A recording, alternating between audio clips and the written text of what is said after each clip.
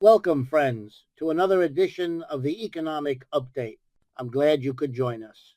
Before we dive in, a few quick notes. Our lecture this weekend will cover inflation and empire, how economic wars become domestic ones, hosted online by the People's Forum, and next month, the release of my new book, The Cost of Power, How Markets Write Foreign Policy. I hope you'll join the discussion there as well. Now, to today's story, one that sounds technical but affects every household budget, every electric car price tag, and every defense contract being signed this week. Washington is threatening a 100% tariff on Chinese goods, including a crucial set of materials known as rare earth elements. The move is framed as bold retaliation, a stand for economic independence.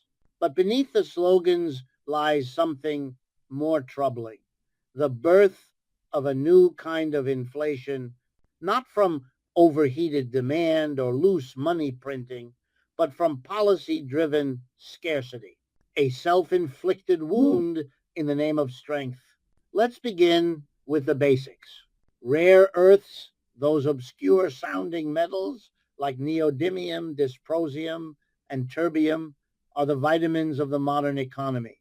They make your electric car motor spin, your smartphone vibrate, and your fighter jet see in the dark. China refines about 85% of the world's supply. The United States imports nearly all of what it needs. For decades, we've heard the same political promise: rebuild domestic production, onshore critical materials, and yet here we are announcing tariffs that could double prices on inputs we barely produce ourselves. Before jumping in further, let's visualize how that plays out. A dealership in Michigan, let's call it Great Lakes EV, hangs a small white sign on its showroom door, temporarily pausing orders for premium batteries. Customers still walk in. They ask about price, delivery time, maybe the new subsidy programs. The salesperson hesitates. We don't know, they admit. Suppliers told us to wait until next quarter. That uncertainty, that shrug, is inflation in slow motion. It starts not with higher consumer demand, but with the fog of trade war. Tariffs are often sold as a way to protect domestic jobs, but protection without production only creates cost without capacity. The U.S. doesn't yet refine rare earths at scale. It has one major mine in California's Mojave Desert, but the ore still travels to China for processing. So a 100% tariff doesn't replace imports, it just taxes dependence. The cost then passes down from component maker to car factory to consumer. In other words, tariffs that pretend to punish Beijing end up punishing Detroit.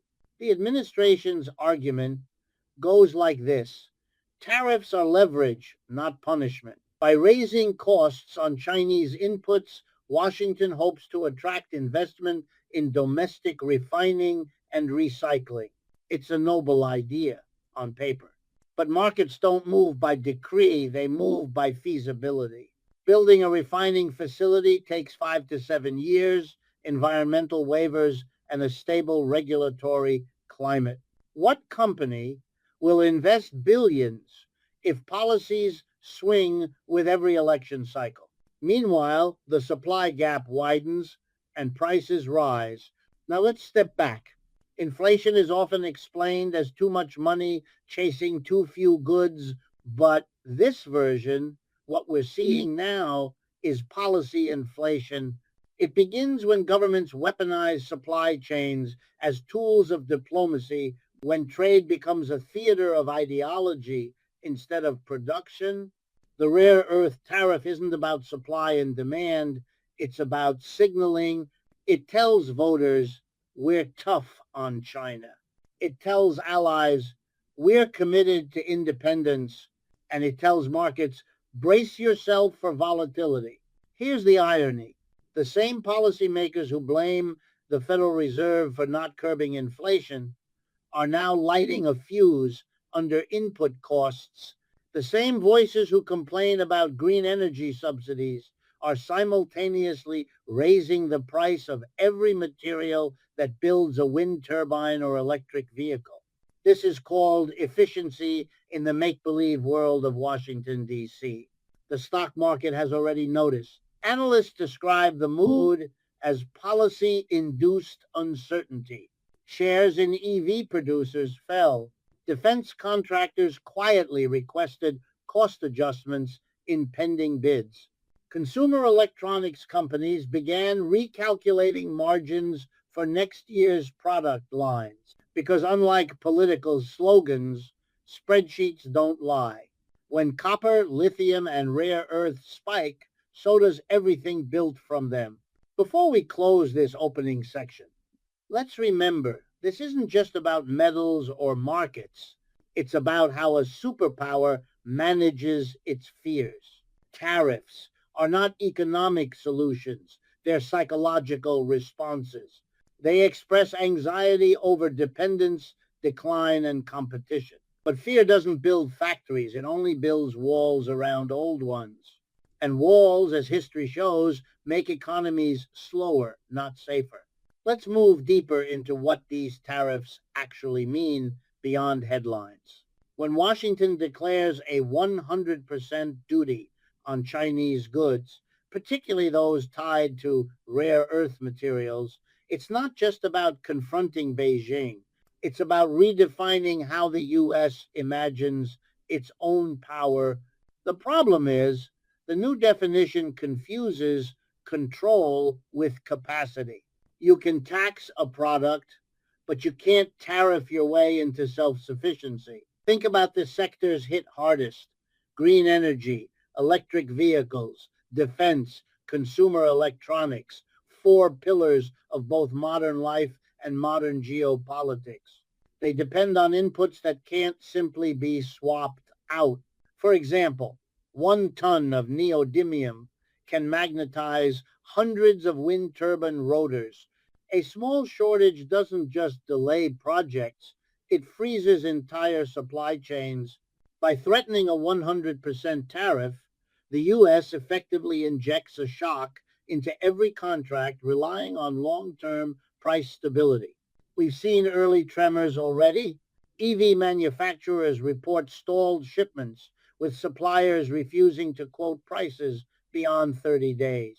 In the defense sector, the Pentagon's own audits show over 600 weapon systems that depend on rare earth components sourced abroad. Even the F-35 fighter jet, that symbol of high-tech autonomy, requires magnets from China. Irony doesn't fly much higher than that. Here's what that means in practical terms. A single political announcement in Washington now adds uncertainty premiums across entire industries. It's as if every spreadsheet from Detroit to Dallas suddenly includes a new column: tariff contingency.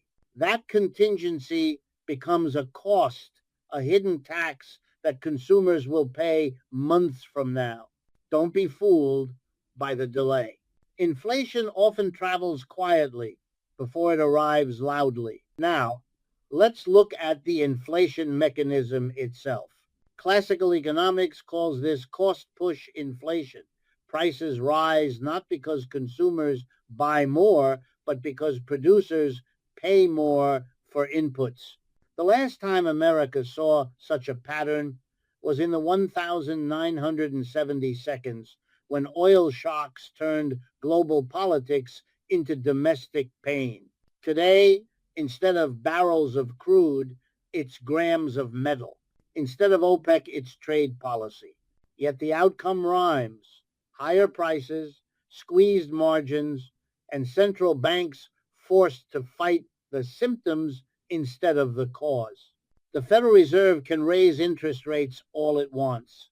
It cannot mine rare earths. Monetary tools are blunt against political inflation. What we're seeing then is the convergence of two illusions. The first, that tariffs can make the U.S. stronger by punishing foreign rivals. The second, that inflation is only a monetary phenomenon.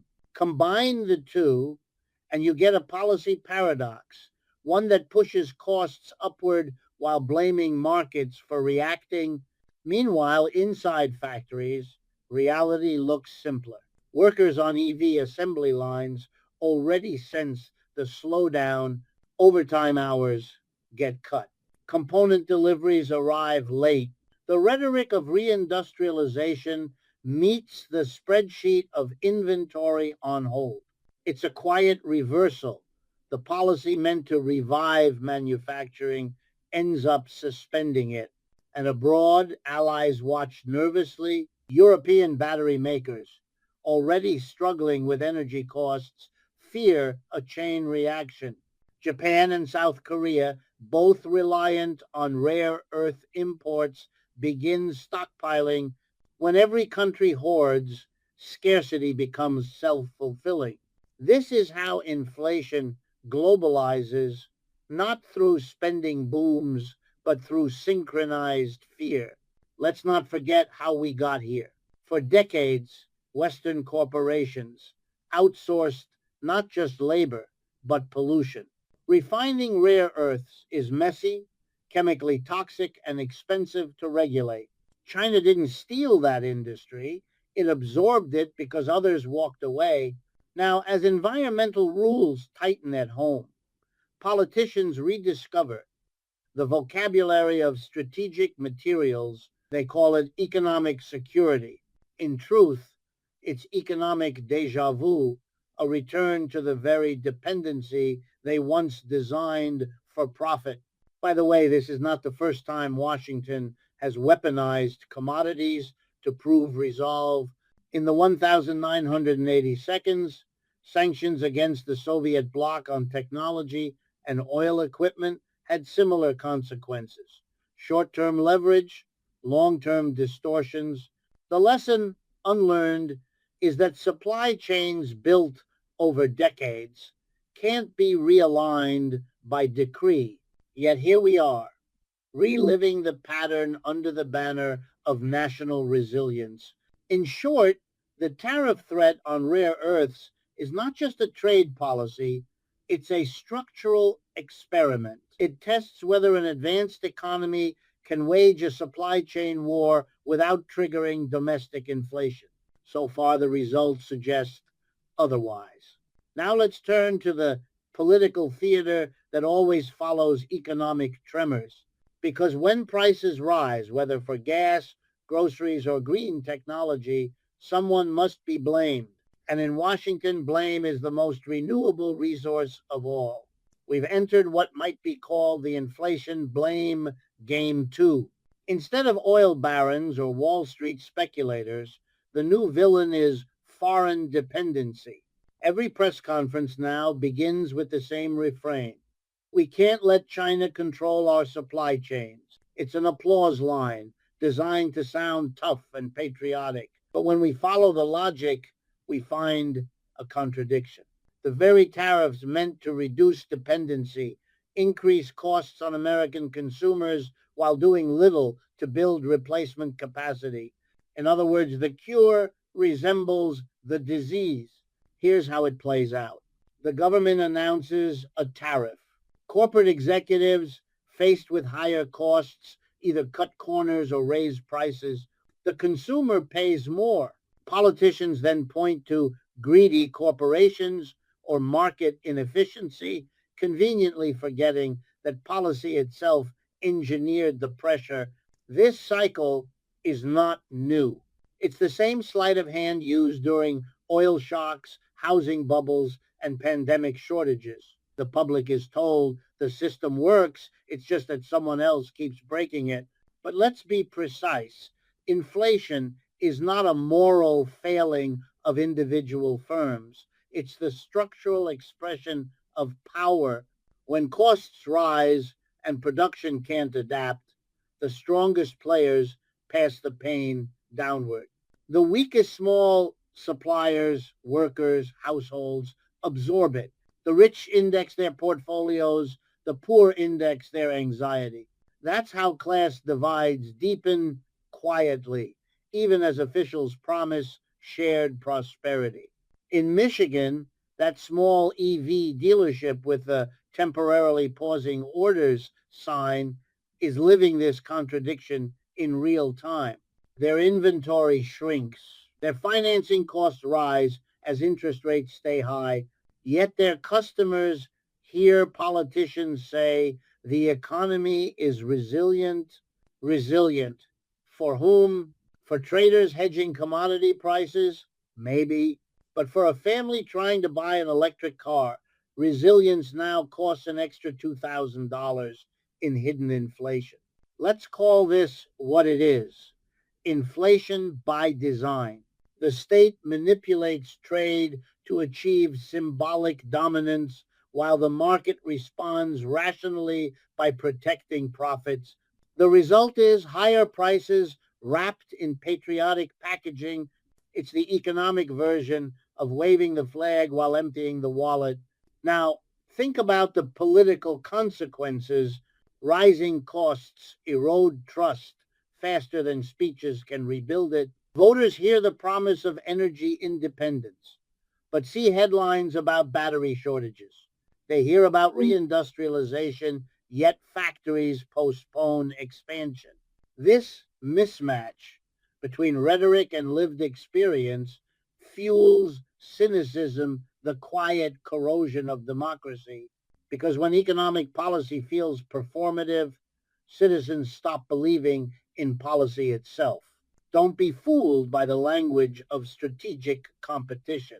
In practice, it functions as a domestic distraction. Every election cycle, both parties rediscover the utility of foreign scapegoats: China, Mexico, OPEC, or even the Fed, of anyone but the policymaker in the mirror. Meanwhile, the structural issues remain: underinvestment in manufacturing, fragile supply chains, and an economy addicted to short-term signaling. Let's remember, the original idea of tariffs in the early republic was to protect infant industries. But what we have now are geriatric policies, tariffs without industrial strategy. They protect no one and punish everyone. They serve as press releases more than production plans. This is the new face of economic populism: loud, moralizing, but detached from material outcomes. Historically, such contradictions have political costs.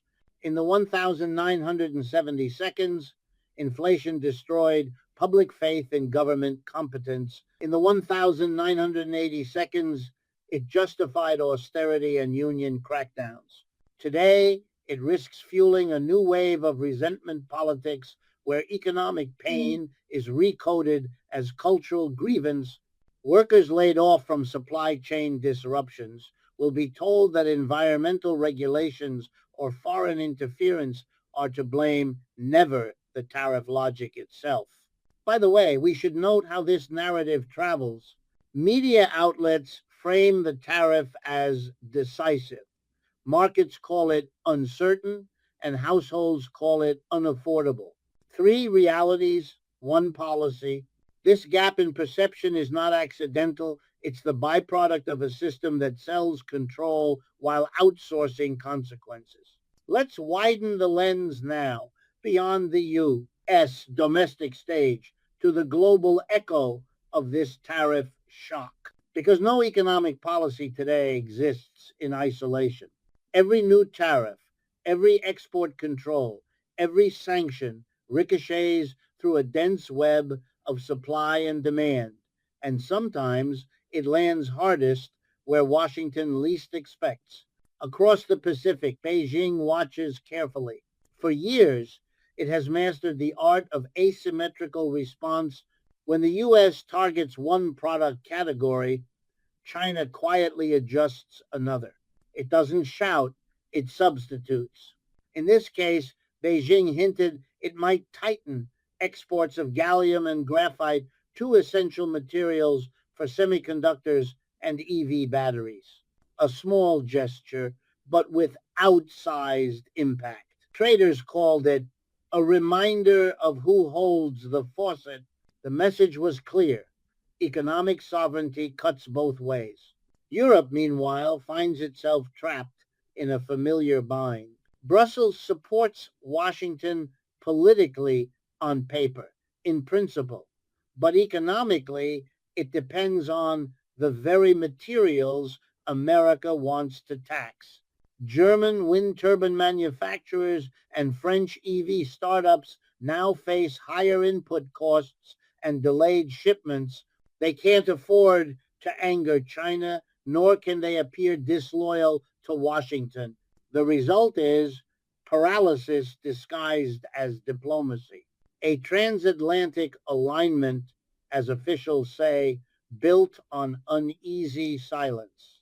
Let's pause and look at the data. In the last quarter alone, global prices of neodymium oxide rose by 28%. Battery grade lithium jumped 17% after the tariff threat announcement. Defense analysts warn of procurement delays for radar systems, while renewable energy companies adjust long-term forecasts downward. Markets aren't ideological, they're predictive. They're reading the tariff not as protection, but as disruption, the kind that raises the price of everything from drones to dishwashers. And yet, in Washington, officials still frame this as strategic decoupling, as if cutting supply lines automatically creates resilience. But decoupling, like divorce, is easier said than done. The United States and China together account for nearly 40% of global GDP. Their economies are fused not just by trade flows, but by capital, technology, and demand cycles. Tariffs may change paperwork. They don't erase interdependence. In that sense, this is not an economic war. It's an argument inside a shared house.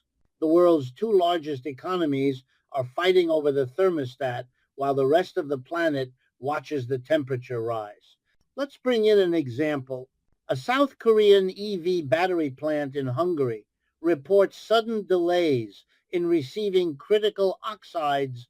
Their logistics director says, "We've learned to expect the unexpected." That phrase, simple as it is, captures the new normal. Supply chains no longer respond to market logic, they respond to political moods. Investors now price geopolitical volatility as a permanent cost of doing business. A new line item next to energy and labor. By the way, this is where the inflation story becomes global. The US raises tariffs. China retaliates subtly. Europe absorbs the shock. Developing nations, dependent on imported technology, pay the price. A tariff designed to level the playing field instead steepens it. It turns trade into a geopolitical tax, invisible but universal. What's remarkable is how quietly the private sector adapts. Multinationals don't protest, they relocate. Some move assembly to Vietnam or Mexico, not out of patriotism, but pragmatism. Others hedge by stockpiling months of rare earth inventory.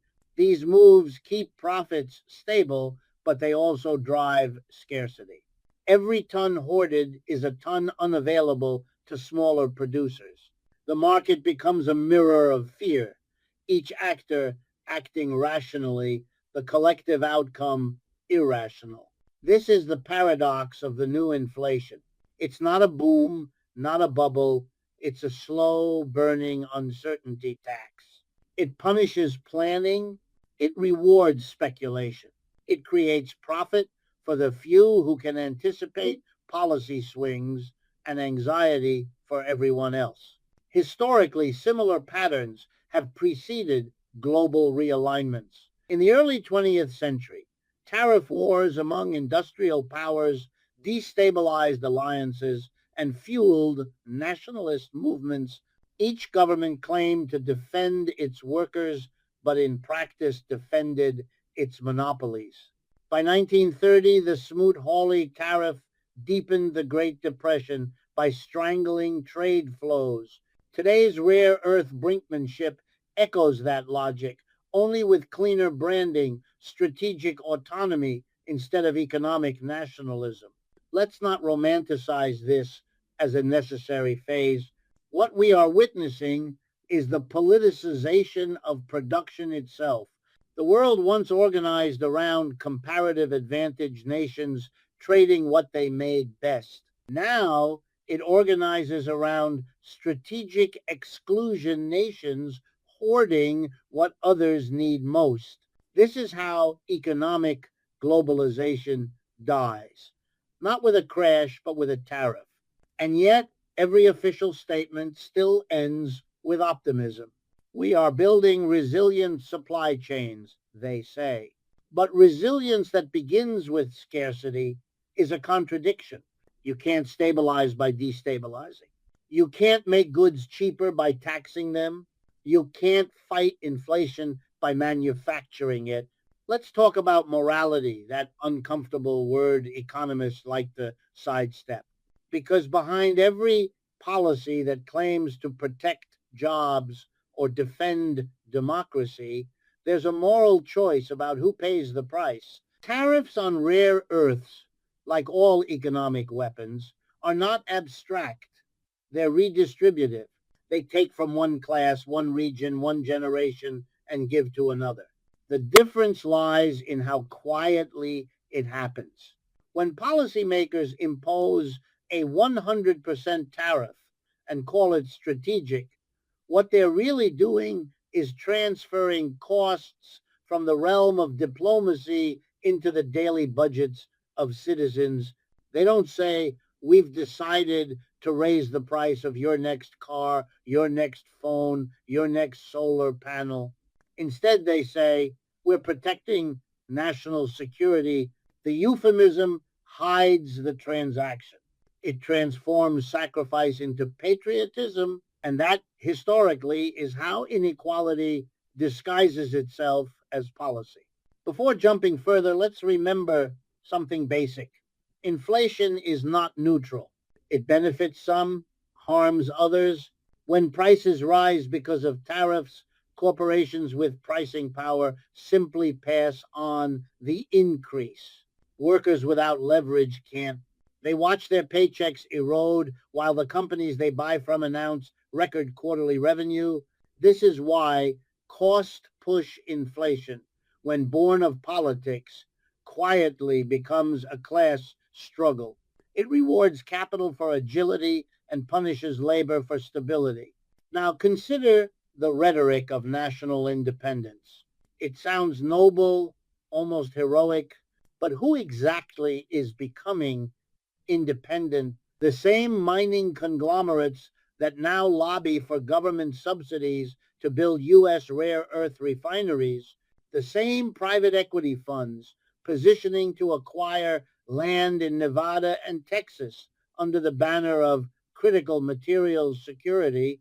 Independence for them means new markets guaranteed by public policy. For everyone else, it means higher prices and deeper uncertainty. We've seen this movie before. During the pandemic, supply chain crises justified windfall profits for logistics giants.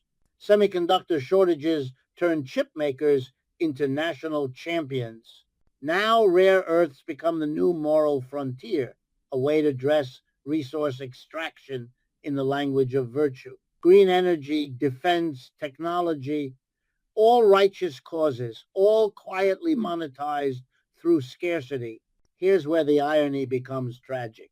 The green transition, which should be a collective project to preserve the planet, is being reshaped into a geopolitical competition that drives up costs and slows progress. Instead of cooperating to secure sustainable supply, nations weaponize the materials of the future. They call it leadership, but it looks more like fear management. Every government promises autonomy, none delivers affordability. Don't be fooled by the slogans. When officials say resilient supply chains, they rarely mean better working conditions or cleaner refining methods. They mean control. control over inputs, over pricing, over who gets to sell to whom. It's economic nationalism wrapped in technocratic vocabulary. And the tragedy is that many citizens, weary of instability, cheer it on. They hear security and think of safety, not scarcity. Let's not forget what's happening on the ground. At that EV dealership in Michigan, the temporarily pausing orders sign still hangs. The staff has learned to deflect frustration with humor. Come back when Washington makes up its mind. The irony isn't lost on them. A store that once symbolized the future of clean technology now serves as a casualty of strategic policy. Across the country, suppliers cut shifts, consumers delay purchases, and economists issue calm reassurances that inflation expectations remain anchored. Anchored to what exactly? To the hope that people won't notice? This moral blindness runs deep. We live in a system that creates dependence, then punishes it, that offshores industries for decades, then blames foreign workers for filling the void. That preaches free markets until the market produces an inconvenient result. Then, suddenly, the same government that swore by competition becomes its loudest manipulator. The cycle continues, confusion as policy, moral fatigue as outcome. By the way, morality here is not about virtue signaling, it's about accountability. Who owns the consequences of policy? Who benefits from inflation disguised as strategy? And who writes the story afterward, calling it necessary sacrifice? Those questions never make it to the briefing room, but they live in grocery bills, rent statements, and delayed pay raises. They live where economics becomes biography. Let's bring it all together now. The tariffs, the markets, the politics, and the moral calculus that runs beneath them. Because the rare earth standoff is not an isolated event. It is a mirror held up to the 21st century economy, reflecting the contradictions of a system that confuses competition with control, policy with performance, and patriotism with price increases. We began with a tariff 100% on Chinese goods, framed as a bold act of independence. Yet what we've really seen is dependency in disguise, a superpower so tied to global supply chains that every gesture of defiance costs its own industries first, a government that calls it strategic autonomy when it's really a new form of sanctioned inflation, and a public expected to absorb the consequences quietly in the name of national purpose. Let's be honest. Tariffs are not strategies. They are symptoms. They express fear of losing technological edge, manufacturing capacity, geopolitical dominance. But fear cannot substitute for planning. It cannot build refineries, train engineers, or stabilize commodity prices. Fear only builds narratives, the kind that comfort politicians and confuse citizens. What's remarkable is how consistent this pattern is. The U.S. has repeated it for decades. Externalize the costs of production, internalize the profits, then moralize the fallout. In the 1,980 seconds, it was Japanese semiconductors. In the 1,990 seconds, Mexican labor. In the 2000s, Chinese imports. Each time, the same cycle: anxiety, retaliation, inflation, and political theater. Each time, the working class pays twice: once through stagnant wages, again through higher prices. In other words, this is not simply an economic misstep. It's a systemic reflex, a politics addicted to spectacle over substance. Announce a tariff, declare victory, and let markets do the rest. The winners are those who can hedge, diversify, and speculate. The losers are those who simply live in the economy. Think about what this means for democracy itself.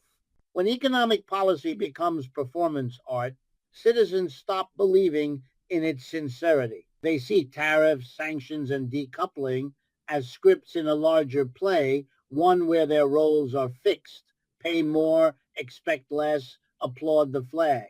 The result is not stability, but fatigue. Cynicism spreads faster than inflation because it costs nothing and pays immediately in detachment. But we need to remember something. Inflation is not just a monetary issue, it's a democratic one. Every rise in price is a redistribution of power from consumer to producer, from labor to capital, from periphery to core. When inflation is engineered by trade policy, it becomes a choice about who counts. Do we raise costs to make a point abroad, or do we lower them to sustain dignity at home? Those are political questions, not economic inevitabilities. The rare earth crisis has become a parable of our age. It shows how easily we mistake control for competence, how a government can ignite inflation while calling it resilience, how media can frame economic pain as patriotic duty, and how, in the end, a single tariff can reveal the fragility of an empire that runs on imported metals but exports moral certainty. Don't be fooled by the language of temporary measures. Tariffs have a way of becoming habits. Once installed, they feed the bureaucracy that administers them, the lobbyists who profit from them, and the politicians who campaign on them. They become part of the economic landscape, invisible to those who benefit, unavoidable to those who don't. So where does that leave us? Perhaps at a crossroads where the meaning of strength must be rewritten. Strength is not the ability to threaten your suppliers. It's the capacity to produce without fear. It's not shouting America first while importing everything secondhand. It's building systems that serve people, not headlines. And strength certainly isn't raising prices to prove resolve. It's lowering them by planning beyond the next election cycle. In the long arc of history, every empire learns the same lesson. You cannot tariff your way to stability. You can only coordinate your way there through cooperation, investment, and humility. Rare earths may be the minerals of the future, but the politics surrounding them look alarmingly medieval: hoarding, retaliation, and ritual displays of dominance. If there is a takeaway, it's this: economic policy divorced from moral clarity breeds the inflation of everything: prices, rhetoric, and disillusionment. The challenge ahead is not to win a trade war, but to end the illusion that such wars can ever be won. Thank you for joining us. I look forward to speaking with you again next week.